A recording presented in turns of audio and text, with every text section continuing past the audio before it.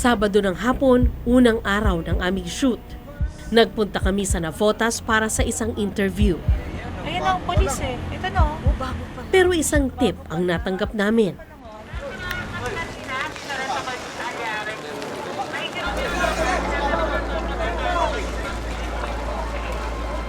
Sa hindi kalayuan, dalawang lalaki ang magkasunod na pinatay.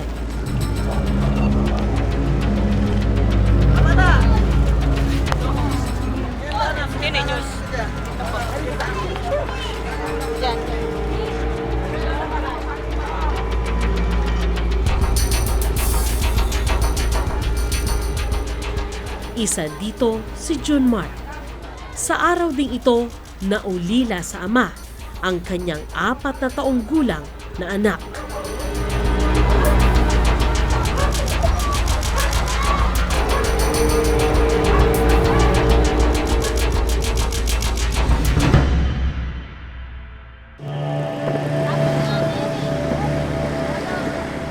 Nung mga bandang mga 3:30, mga ganun po. Nagmemerienda po kami, sabi ng kapitbahay namin, may mga pulis daw po. Nung tawagin po sa amin kalaban, nakita nga po namin mga nakabone, tas may dalang baril. Sabi po ng mga tao doon, may patay nakadapa. Eh di tumakbo po ko ron para makichismis. Si Umak, hindi lumapit po ko para tas sabi ng mga tao, padaanin niyo yung kapatid. Nasa kanal po siya, nilaglag sa kanal. Tapos nakita ko po yung tattoo niya sa likod. Nung pumunta ako, wala pa siyang baril. Tapos sabi si Umak may baril, nilagyan daw. Tapos hindi na ako pinalapit.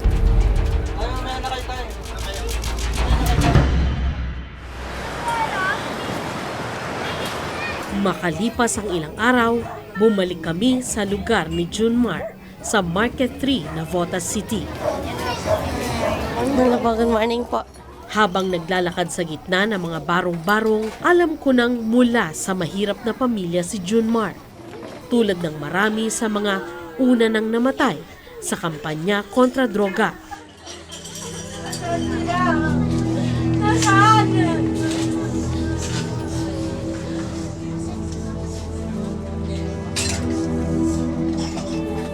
Sa gitna ng kalsada, nakaburol si Junmar.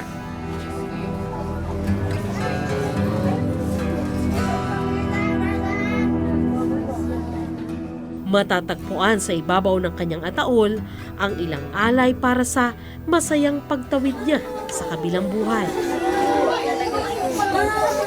Pero matatahimik kaya si Junmar kung sa kanyang paglisan, isang pamilya ang nawalan ng maaasahan.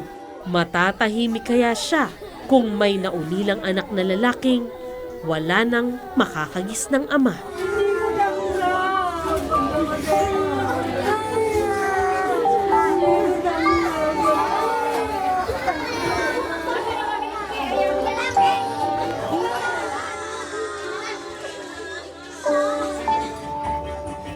Sa kanya po kasi kami talaga kumakapit. Sa kanya, siya na lang yung nag-ano sa amin kung okay lang ba kayo, may kinakain ba kayo, yung pambaon po ng mga bata siya. Isa na namang nagwakas na buhay ang nadagdag sa body count ng madugong drug war. Kampanyang tinatawag ngayong Oplan Double Barrel Reloaded.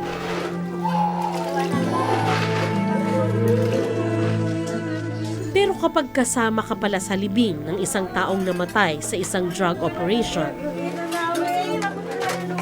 mararamdaman mong hindi lang siya simpleng numero sa statistics.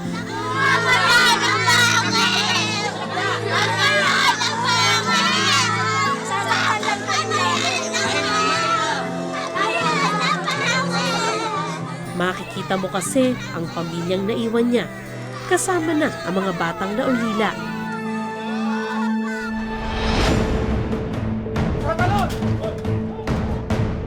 Isang taon na ang kampanya kontra droga. Pero wala pang datos ang gobyerno kung ilan talaga ang mga batang naulila.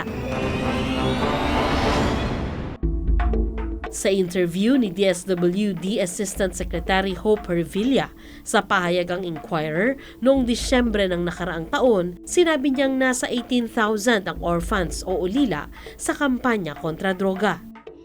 Ang basehan niya, ang 6,000 namatay sa Oplan Tokhang at sa vigilante killing nung panahon na yon. At kung ipagpapalagay na bawat isa ay may naiwang 3 anak na itinuturing na average na bilang ng anak ng pamilyang Pilipino. Ngayon, inihiwalay na ng PNP ang bilang ng mga namatay sa police operation at bilang ng homicide under investigation kung saan napapabilang yung mga drug suspect na namatay sa kamay ng mga nakamaskarang lalaki na tumatarget sa mga adik at pusher. Sa Navotas City nga, 6 ang magkakahiwalay na pinatay na may kaugnayan umano sa droga sa loob lang ng isang magdamag.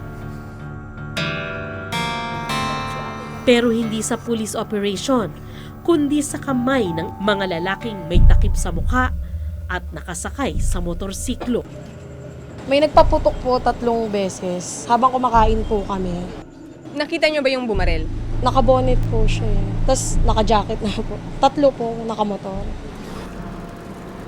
Sa kamay din ng mga lalaking may takip sa mukha, namatay si Emma Galdones. 35 taong gulang. Dinukot si Emma mula sa kanilang bahay noong May 10 at natagpo ang patay makalipas ang ilang oras. 3 bata ang naiwang ulila sa kanyang pagkawala. Nakikita ang bato, mga bago ko bato, kasi nang pakuyan nakikita. Ayaw, makita mo ba? Titaras lang ako. Hindi ko na yung bato. Sa isang kaanak pansamantalang tumutuloy si Joselito at 3 anak na sina Clarice, 10 taong gulang, Cyrus, 9 taon, at Justin, 7 taon. Napilitan kasi silang umalis sa dati nilang tahanan para takasan ang alaala ng pagkamatay ni Emma. Ibig nakita ko lang. Nakita ko, binasa ko, sabi ko, siya nga yun. Isang artikulo na ginupit mula sa dyaryo ang ipinakita ni Joselito sa amin. Tungkol ito sa pagkamatay ni Emma. Pakayang pakawalan sa dibdib ko. Papalakas lang sa akin yung 3 bata niya. Yun nga lang sa balita, isa lamang siyang bangkay na walang pangalan na natagpuan sa Baywalk sa Navotas noong May 11. Ayon sa report, nakuha rin sa crime scene ang isang sachet ng hinihinalang shabu. Natutulog yung misis ko, inakyat. Pag-akyat nila, hinila nila yung short, sabi ng anak ko. Hinila nila, pinagigising, pinatatayo. Ayun, hanggang sa nag-iiyakan na. Pilit na pinaamin siya na siya raw yung gano'n na hinahanap. Nasaksihan ito ng 2 anak na babae ni Joselito. Nung humihingi ng kasi maikli lang yung short, magpapalit, di rin nila pinayagan. Ginawa ng anak kong isa, hinagis yung pajama. Talagang pilit na lang din ang puto ng asawa ko, kinuha nila. Tapos kakausapin lang nila. So si Mrs. tinangay siya ng mga lalaki. Ilan lalaki? Pagkakasabi sa akin ng anak ko, 3 motor, pero 6 nakakatao. Makalipas ang ilang oras, bangkay na nang matagpuan si Emma. Sa isang sulok ng kwarto, nakita naming titig na titig naman sa larawan ng kanyang ina, si Cyrus. Masakit isa ko na mawala sa amin si Mama. Kasi po lagi po kami pinapantay ni Mama kapag natutulog kami. Tapos po, pag umalis si Mama, kinikiss niya na po kami.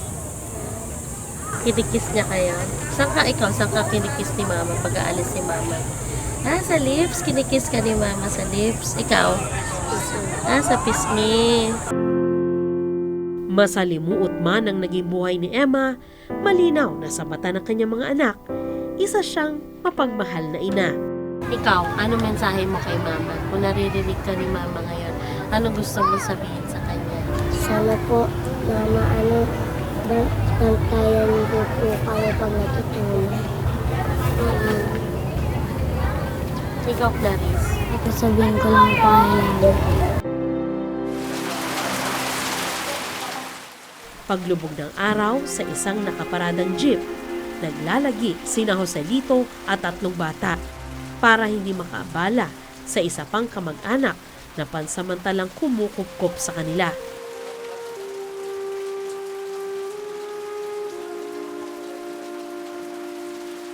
Nung gabing yon, tunog ng ulan ang naghele sa mga bata.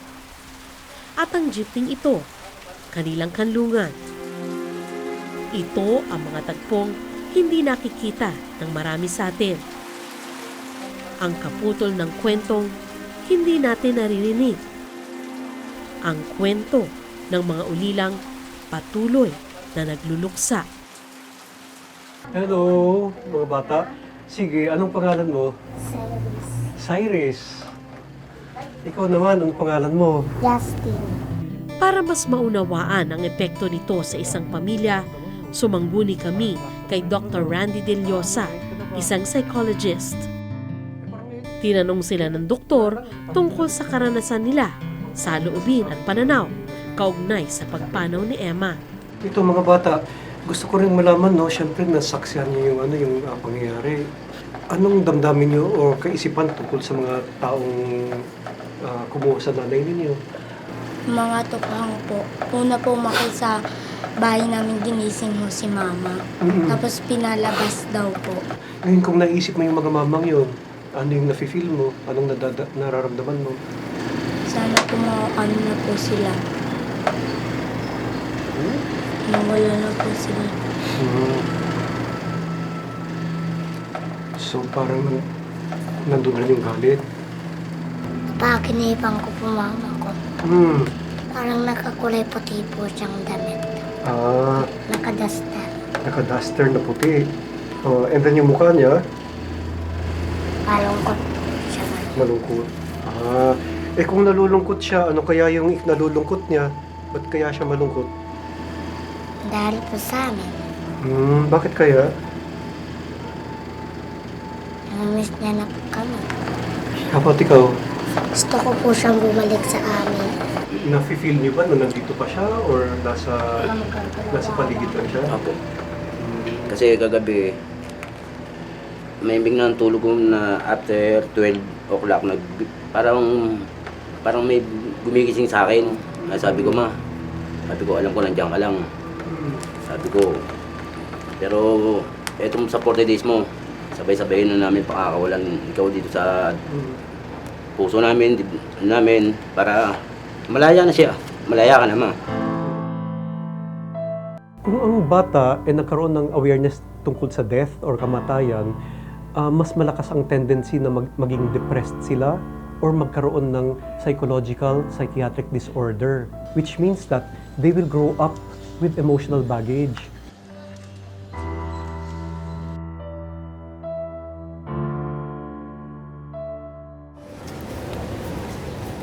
Kung si Emma namatay sa kamay ng mga hindi kilalang lalaking nakamaskara, si Junmar namatay sa police operation ayon sa kanyang pamilya. Good afternoon. Para i-follow up ang kanyang kaso at ng isa pang kasabay niyang namatay, nagpunta kami sa Navotas Police Station. Noong June 10. Ito lang po sa desk. Dito ko nalinawang sa police operation nga namatay si Junmar dahil nanlaban umano ito. Junmar Abletes, June 10. Opo. Sir, so far naka-record po ba dyan? Yes ma'am, naka-blatter po. Apo. Ano po yung police operation po ba siya, sir? Ang pagkakaalam ko ma'am, ano po ito, police operation. Ang target po, ito pong alias Jojo Aswang po. Number 1 most wanted po ng Navotas po. Ito pong si Junmar Abletes, kasama siya sa grupo ni Jojo Aswang, alias Based Jojo po ito sa Aswang. record ma'am. Apo. Na ano ko lang po ito. Sir, si Jojo Aswang po ba nahuli? Ang pagkakaalam ko po ma'am, at large po yata ito. Naghanap kami ng makakausap tungkol sa kaso, pero balik na lang daw kami kinabukasan para makausap ang kanilang hepe. Bumalik nga ako kinabukasan at hiniling na makausap ang kanilang hepeng si Senior Superintendent Allen Ocden. Pinaghintay kami, pero laking gulat namin nang magtatakbo si Ocden palabas ng gusali. So yung pulis na yung hepe nito, inaabangan natin at alam naman niya na inihintay natin siya. Pero dinaanan niya kami, syempre naka-civilian siya. Tapos, nung hinahabol ko na siya, hindi siya tumigil. Bagkos, parang halos tumakbo pa dahil bigla siyang nawala. No? Nakapasok na siya kaagad sa kotse. So, ngayon, wala na yung chief of police. Wala na tayong mahinga ng paliwanag kaugnay dun sa dalawang namatay dito sa lugar niya. Lahat ng gamit nilang mag-ama napapaloob sa 2 plastic bag.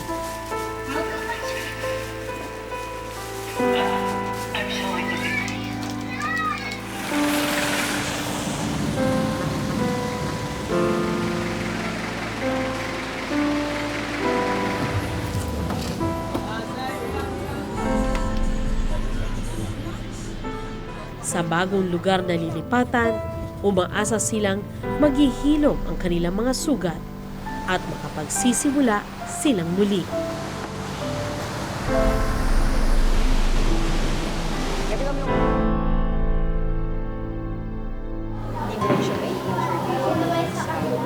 Sa tulong ng isa't isa, sinisikap ng mga kabataan at kababaihang ito na makalimot. Ayon kay Father Gilbert Villena, sila ang mga pamilya at kaanak ng ilan sa mga namatay sa anti-drug campaign ng gobyerno. Tinutulungan sila ng parokya at ng grupong Rise Up.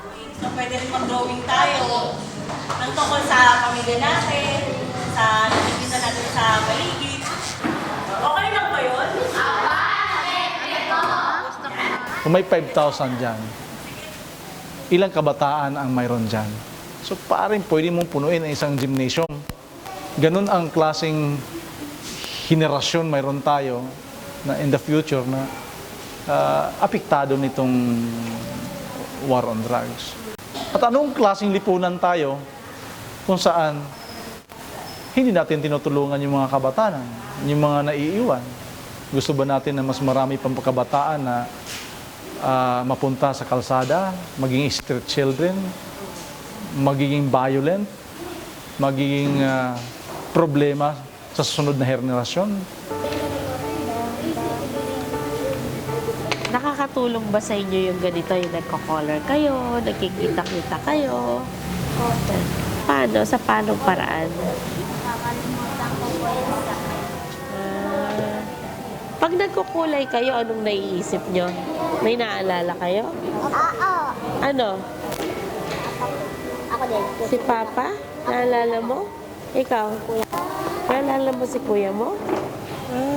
Yung kuya ko, papa niya. Papa ko din. Papa mo rin? Naalala mo siya? Dito ko din. Hindi na rin. Ano to? Ano ba to? Tao. Tao. Ina-chat siya. Pero, ha? Binabarin. Binabarin. Bakit red? Magdalo daw po doon. Dugo ito. Isa sa tinutulungan ni Father Gilbert ay isang batang nakita ang pagkamatay ng kanyang nanay at tatay sa kamay ng vigilante killer. Itago na lang natin siya sa pangalang Ninya.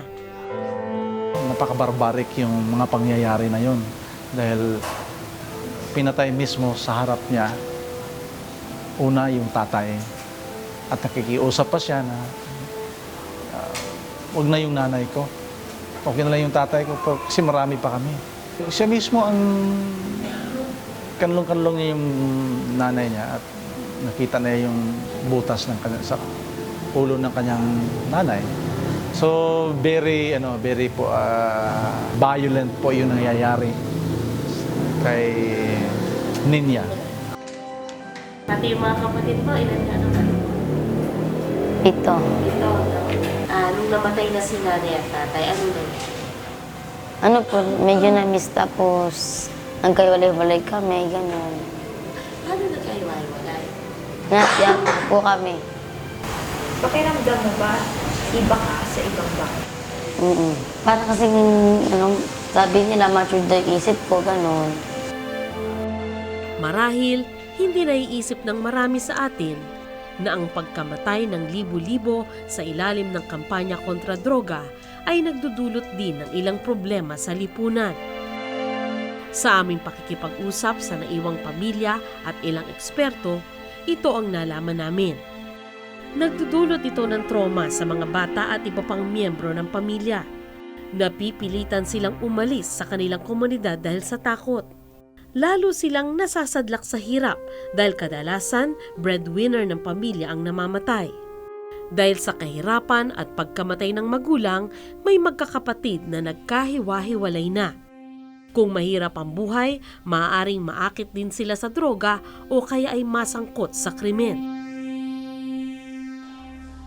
Kaya sa pagtatapos ng bawat sesyon, pinapalakas ni Father Gilbert ang loob ng mga bata at kanilang mga kaanak. Huwag po tayong mawala ng Dito ko rin nakilala ang mga nanay ng ilan sa napaslang sa Barangay Bagong Silangan. Sa lahat ng ito, 3 sa mga nanay ang nagsabing wala silang natanggap na tulong mula sa gobyerno. Pero meron din namang isang nagsabi na nakatanggap siya ng 4,000 pisong ayuda para sa pampalibing. Magkano kailangan nyo i-raise para sa punerarya tsaka pagpalibing? 45,000. 45. Kayo po? 35. Mga ganon. Siguro nasa mga 60,000. Pinuntahan ko ang Department of Social Welfare and Development para hingan ng paliwanag. Ito na yung ikalawang araw ng pagpunta ko sa DSWD pero wala talaga opisyal na gustong humarap sa camera para magpa-interview.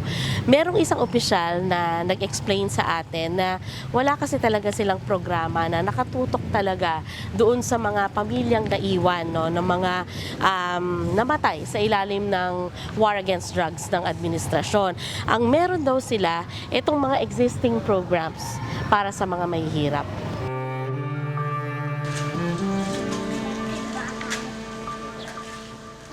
Sa ika-40 araw ng pagkamatay ni Emma, dumalaw sa sementeryo si Joselito at kanyang 3 anak. Sa kulturang Pilipino kasi, ito ang araw ng pag-alis sa lupa ng kaluluwa ng pumanaw. Nagpunta ang mag-aama para magpaalam kay Emma. Dito na kami, ma. Sana ma, kung nasang lamang yun, ma. Malaya na kita pinakakaulan. Malaya ka na rin pinakakaulan ng mga anak mo, kung sino mga nagmamahal siya, ma. Para hindi ka na mahirapan, kung saan ka man naroon yun, ma. Nalalaya ka na namin, ma. Kahit mahirap tanggapin, tatanggapin namin ng maluwag. Sa puso namin, ma. Napakawalan ka na namin. Pero paano mo nga ba ipapaliwanag sa isang batang kailangan na niyang simulang kalimutan ang kanyang ina?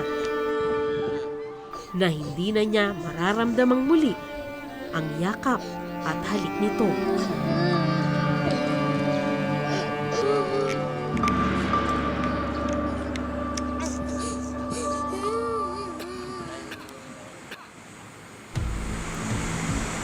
Sinimulan na nga ng Commission on Human Rights ang pag-aaral kaugnay sa mga naulila ng kampanya kontra droga. Noong Marso, sinimulan na rin ang diskusyon tungkol dito ng iba't ibang organisasyon. Siguro mas importante talaga yung psychosocial, no? To hanapin yung mga children na yun and to give them psychosocial services para mag-deal with the trauma. Ialis na natin yung tanong kung ano ba, guilty ba yung kanyang tatay? Ano ba yung serbisyo na binibigay ng LGU? Arboreal assistance available for these victims, especially kung hindi naman talaga nila kayang bumili ng kabaong para sa kanilang mga pamilya. Naniniwala ang CHR na ang mga naiwang pamilya ng mga namatay sa kampanya kontra droga dapat kalingain ng gobyerno. Or children the state's responsibility? No, definitely. Definitely. Lahat naman yun eh. And even access to justice is state responsibility.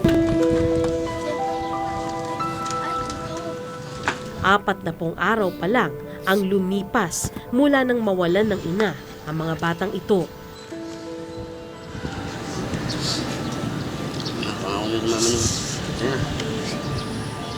Nangako na kayo sa mami nyo.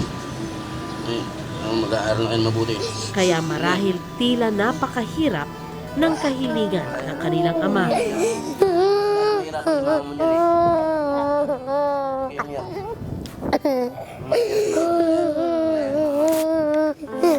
Pare-parehas.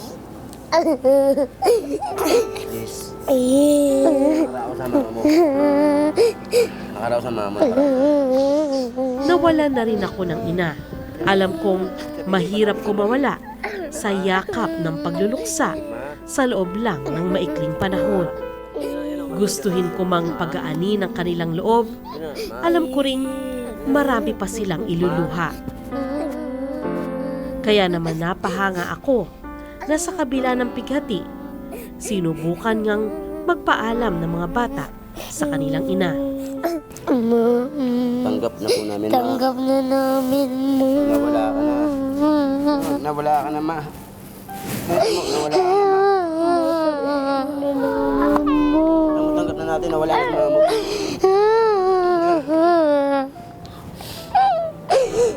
Tanggap na natin, talagang wala na.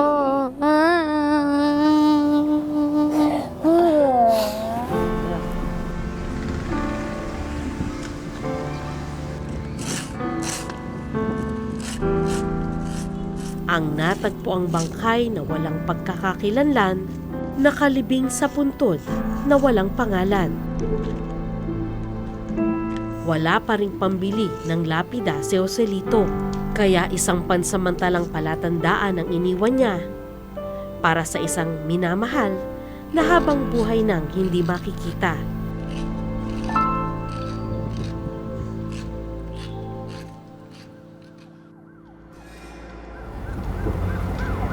Nung araw ding yun, pagkagat ng dilim, 6 ang magkakasunod na pinatay sa Navotas sa loob lang ng isang magdamag. Isang bata ang naulila nung gabing yun. Ako si Sandra Aguinaldo at ito ang Eyewitness.